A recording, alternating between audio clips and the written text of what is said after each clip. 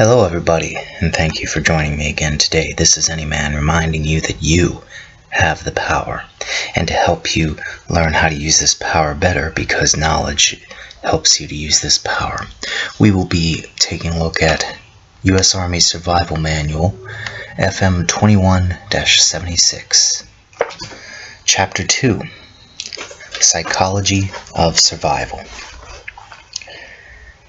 It takes much more than the knowledge and skills to build shelters, get food, make fires, and travel without the aid of standard navigational devices to live successfully through a survival situation. Some people, with little or no survival training, have managed to survive life-threatening circumstances.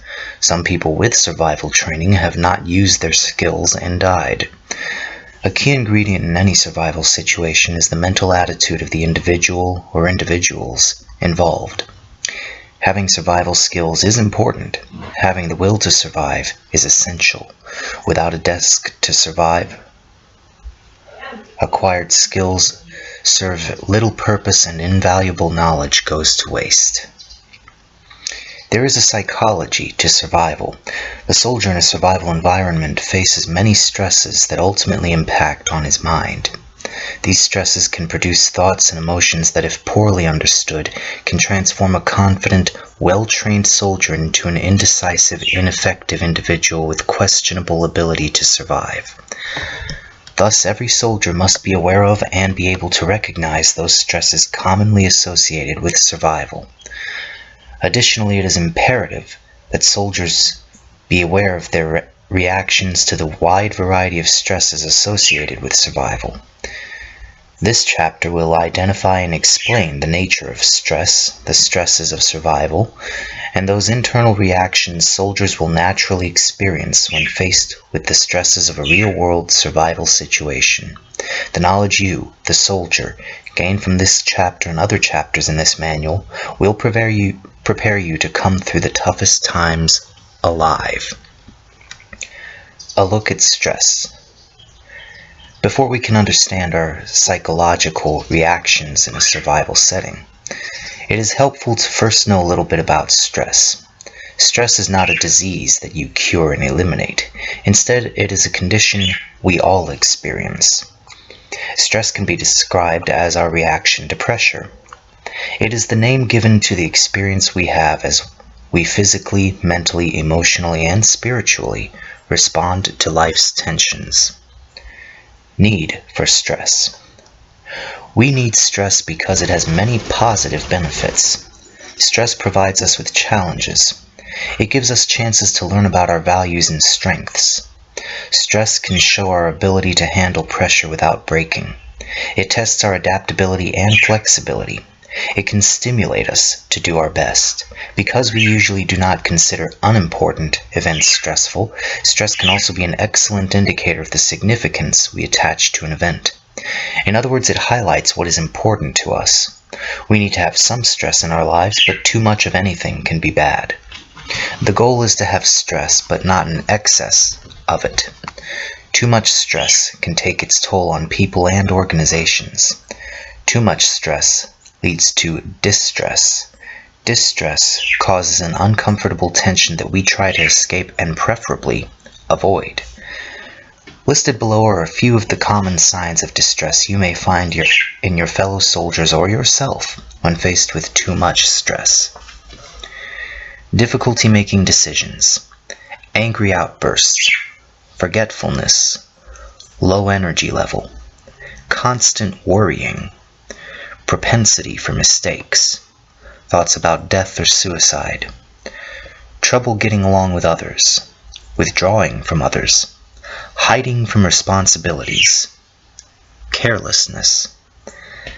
As you can see, stress can be constructive or destructive. It can encourage or discourage, move us along or stop us dead in our tracks, and make life meaningful or seemingly meaningless. Stress can inspire you to operate successfully and perform at your maximum efficiency in a survival situation. It can also cause you to panic and forget all your training. Key to your survival is your ability to manage the inevitable stresses you will encounter. The survivor is the soldier who works with his stresses instead of letting his stresses work on him. Survival stressors. Any event can lead to stress, and as everyone has experienced, events don't always come one at a time. Often stressful events occur simultaneously. These events are not stress, but they produce it and are called stressors. Stressors are the obvious cause when stress is the response. Once the body recognizes the presence of a stressor, it then begins to act to protect itself. In response to a stressor, the body prepares either to fight or flee. This preparation involves an internal SOS sent throughout the body. As the body responds to this SOS, several actions take place. The body releases stored fuels, such as sugar and fats, to provide quick energy. Breathing rate increases to supply more oxygen to the blood. Muscle tension increases to prepare for action. Blood clotting mechanisms are activated to reduce bleeding from cuts. Senses become more acute. Hearing becomes more sensitive. Eyes become big. Smell becomes sharper, so that you are more aware of your surroundings. And heart rate and blood pressure rise to provide more blood to the muscles. This protective posture lets a person cope with potential dangers. However, a person cannot maintain such a level of alertness indefinitely. Stressors are not courteous. One stressor does not leave because another one arrives. Stressors add up. The cumulative effort of minor stresses can become a major distress if they all happen too close together. As the body's resistance to stress wears down, and the sources of stress continue or increase, eventually a state of exhaustion arrives. At this point, the ability to resist stress or use it in a positive way gives out, and signs of distress appear. Anticipating stressors and developing strategies to cope with them are two ingredients in the effective management of stress. It is therefore essential that the soldier in a survival setting be aware of the types of stressors he will encounter. Let's take a look at a few of these. Injury, illness, or death. Injury, illness, and death are real possibilities a survivor has to face. Perhaps nothing is more stressful than being alone in an unfamiliar environment where you could die from hostile action, an accident, or from eating something lethal. Illness and injury can also add to stress by limiting your ability to maneuver, get food and drink, find shelter, and defend yourself. Even if illness and injury don't lead to death, they add to stress through the pain and discomfort they generate. It is only by controlling the stress associated with the vulnerability to injury, illness, and death that a soldier can have the courage to take the risks associated with survival tasks. Uncertainty and lack of control. Some people have trouble operating in settings where everything is not clear-cut. The only guarantee in a survival situation is that nothing is guaranteed. It can be extremely stressful operating on limited information in a setting where you have limited control of your surroundings. This uncertainty and lack of control can also add to the stress of being ill, injured, or killed. Environment. Even under the most ideal circumstances, nature is quite formidable. In survival, a soldier will have to contend with the stressors of weather, terrain, and the variety of creatures inhabiting an area. Heat, cold, rain, winds, mountains, swamps, deserts, insects, dangerous reptiles, and other animals are just a few of the challenges awaiting the soldier working to survive. Depending on how a soldier handles the stress of his environment, his surroundings can either be a source of food and protection, or can be a cause of extreme discomfort leading to injury, illness, or death. Hunger and thirst. Without food and water, a person will weaken and eventually die. Thus, getting and preserving food and water takes on increasing importance as the length of time in a survival setting increases. For a soldier used to having his provisions issued, foraging can be a big source of stress. Fatigue. Forcing yourself to continue surviving is not easy as you grow more tired. It is possible to become so fatigued that the act of just staying awake is stressful in itself. Isolation. There are some advantages to facing adversity with others. As soldiers, we learn individual skills, but we train to function as part of a team. Although we as soldiers complain about higher headquarters, we become used to the information and guidance it provides, especially during times of confusion. Being in contact with others also provides a greater sense of security and a feeling someone is available to help if problems occur. A significant stressor in survival situations is that often a person or team has to rely solely on its own resources. The survival stressors mentioned in this section are by no means the only ones you may face. Remember, what is stressful to one person may not be stressful to another. Your experiences, training, personal outlook on life, physical and mental conditioning, and level of self-confidence contribute to what you will find stressful in a survival environment. The object is not to avoid stress, but rather to manage the stressors of survival and make them work for you. We now have a general knowledge of stress and the stressors common to survival. The next step is to examine our reactions to the stressors we may face. Natural reactions. Man has been able to survive many shifts in his environment through the centuries. His ability to adapt physically and mentally to a changing world kept him alive while other species around him gradually died off. The same survival mechanisms that kept our forefathers alive can keep us alive as well. However, these survival mechanisms that can help us can also work against us if we don't understand and anticipate their presence.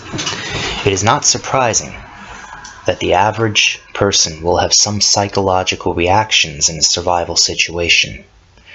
We will now examine some of the major internal reactions you and anyone with you might experience with the survival stressors addressed in the earlier paragraphs. Let's begin. Fear. Fear is our emotional response to dangerous circumstances that we believe to have the potential to cause death, injury, or illness. This harm is not just limited to physical damage. The threat to one's emotional and mental well-being can generate fear as well. For the soldier trying to survive, fear can have a positive function if it encourages him to be cautious in situations where recklessness could result in injury. Unfortunately, fear can also immobilize a person. It can cause him to become so frightened that he fails to perform activities essential for survival. Many soldiers will have some degree of fear when placed in unfamiliar surroundings under adverse conditions. There is no shame in this. Each soldier must train himself not to be overcome by his fears. Ideally, through realistic training, we can acquire the knowledge and skills needed to increase our confidence and thereby manage our fears. Anxiety.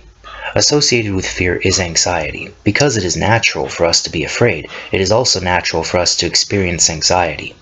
Anxiety can be an uneasy, apprehensive feeling we get when faced with dangerous situations, physical, mental, and emotional. When used in a healthy way, anxiety urges us to act to end or at least master the dangers that threaten our existence. If we were never anxious, there would be little motivation to make changes in our lives. The soldier in a survival setting reduces his anxiety by performing those tasks that will ensure his coming through the ordeal alive. As he reduces his anxiety, the soldier is also bringing under control the source of that anxiety, his fears. In this form, anxiety is good. However, anxiety can also have a devastating impact. Anxiety can overwhelm the soldier to the point where he becomes easily confused and has difficulty thinking. Once this happens, it becomes more and more difficult for him to make good judgments and sound decisions. To survive, the soldier must learn techniques to calm his anxieties and keep them in the range where they help, not hurt. Anger and frustration. Frustration arises when a person is continually thwarted in his attempts to reach a goal. The goal of survival is to stay alive until you can reach help or until help can reach you. To achieve this goal, the soldier must complete some tasks with minimal resources. It is inevitable in trying to do these tasks that something will go wrong, that something will happen beyond the soldier's control, and that with one's life at stake, every mistake is magnified in terms of its importance. Thus, sooner or later, soldiers will have to cope with the frustration when a few of their events in a survival situation, when a few of their plans run into trouble. Thus, sooner or later, soldiers will have to cope with frustration when a few of their plans run into trouble. One outgrowth of this frustration is anger. There are many events in a survival situation that can frustrate or anger a soldier. Getting lost, damaged, or forgotten equipment, the weather, inhospitable terrain, enemy patrols, and physical limitations are just a few sources of frustration and anger. Frustration and anger encourage impulsive reactions, irrational behavior, poorly thought out decisions, and in some instances, an I quit attitude. People sometimes avoid doing something they can't master. If the soldier can harness and properly channel the emotional intensity associated with anger and frustration, he can productively act as he answers the challenges of survival. If the soldier does not properly focus his angry feelings, he can waste much energy in activities that do little to further either his chances of survival or the chances of those around him. Depression. It would be a rare person indeed who would not get sad, at least momentarily, when faced with the privations of survival. As this sadness deepens, we label the feeling depression. Depression is closely linked with frustration and anger. The frustrated person becomes more and more angry as he fails to reach his goals. If the anger does not help the person to succeed, then the frustration level goes even higher. A destructive cycle between anger and frustration continues until the person becomes worn down physically, emotionally, and mentally. When a person reaches this point, he starts to give up and his focus shifts from "what can I do" to "there is nothing I can do." Depression is an expression of this hopeless, helpless feeling. There's nothing wrong with being sad as you temporarily think about your loved ones and remember what life is like back in civilization or the world. Such thoughts, in fact, can give you the desire to try harder and live one more day. On the other hand, if you allow yourself to sink into a depressed state, then it can sap all your energy and, more important, your will to survive. It is imperative that each soldier resist succumbing to depression. Loneliness and boredom. Man is a social animal. That means we as human beings enjoy the company of others. Very few people want to be alone all the time. As you are aware, there is a distinct chance of isolation in a survival setting. This is not bad. Loneliness and boredom can bring to surface qualities you thought only others had. The extent of your imagination and creativity may surprise you. When required to do so, you may discover some hidden talents and abilities. Most of all, you may tap into a reservoir of inner strength and fortitude you never knew you had.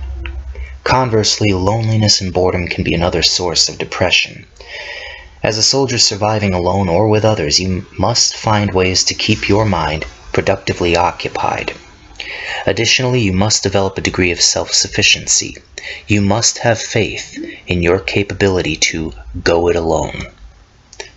Guilt. The circumstances leading to your being in a survival setting are sometimes dramatic and tragic.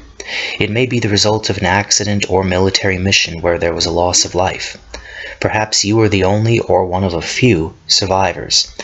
While naturally relieved to be alive, you simultaneously may be mourning the deaths of others who were less fortunate. It is not uncommon for survivors to feel guilt about being spared from death while others were not. This feeling, when used in a positive way, has encouraged people to try harder to survive with the belief they were allowed to live for some greater purpose in life. Sometimes survivors tried to stay alive so that they could carry on the work of those killed. Whatever reason you give yourself, do not let guilt feelings prevent you from living. The living who abandon their chance to survive accomplish nothing. Such an act would be the greatest tragedy. Preparing yourself.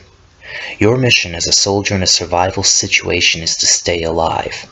As you can see, you are going to experience an assortment of thoughts and emotions. These can work for you, or they can work to your downfall. Fear, anxiety, anger, frustration, guilt, depression, and loneliness are all possible reactions to the many stresses common to survival. These reactions, when controlled in a healthy way, help to increase a soldier's likelihood of surviving. They prompt the soldier to pay more attention in training, to fight back when scared, to take actions that ensure sustenance and security, to keep faith with his fellow soldiers, and to strive against large odds. When the soldier cannot control these reactions in a healthy way, they can bring him to a standstill. Instead of rallying his internal resources, the soldier listens to internal fears. The soldier experiences psychological defeat long before he physically succumbs. Remember, survival is natural to everyone. Being unexpectedly thrust into the life and death struggle of survival is not. Don't be afraid of your natural reactions to this unnatural situation.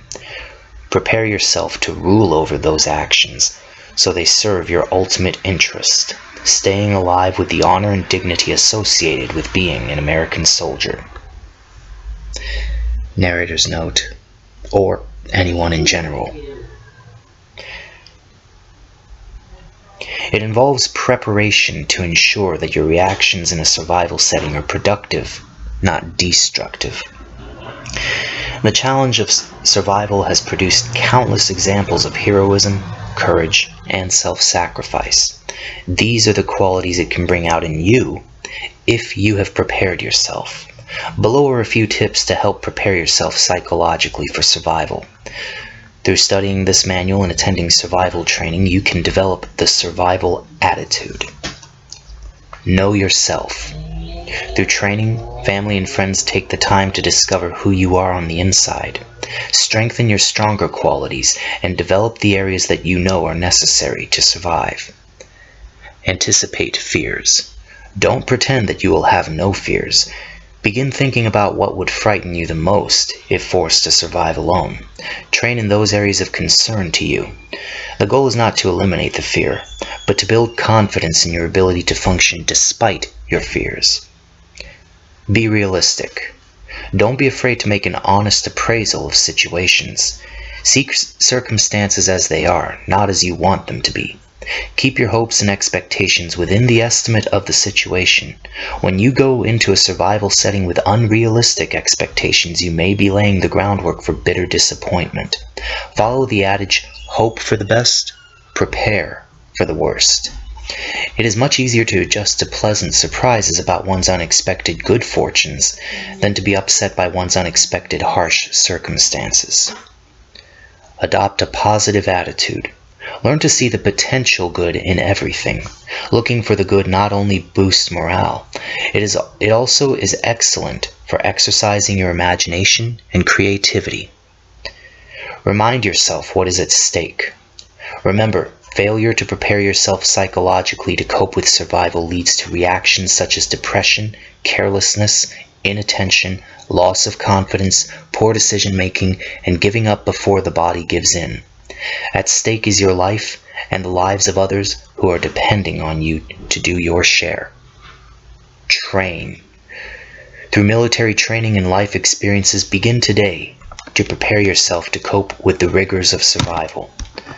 Demonstrating your skills and training will give you the confidence to call upon them should the need arise. Remember, the more realistic the training, the less overwhelming an actual survival setting will be. Learn stress management techniques. People under stress have a potential to panic if they are not well trained and not prepared psychologically to face whatever the circumstances may be. While we often cannot control the survival circumstances in which we find ourselves, it is within our ability to control our response to those circumstances. Learning stress management techniques can enhance significantly your capability to remain calm and focused as you work to keep yourself and others alive. A few good techniques to develop include relaxation skills, time management skills, assertiveness skills, and cognitive restructuring skills, the ability to control how you view a situation. Remember, the will to survive can also be considered to be the refusal to give up. Also remember that these principles apply to everyone from all walks of life, not just American soldiers, not just men, but to everyone of all walks of life. If you have a need for these principles, they work for you. This is Anyman, reminding you that you have the power. Use it wisely and use it well.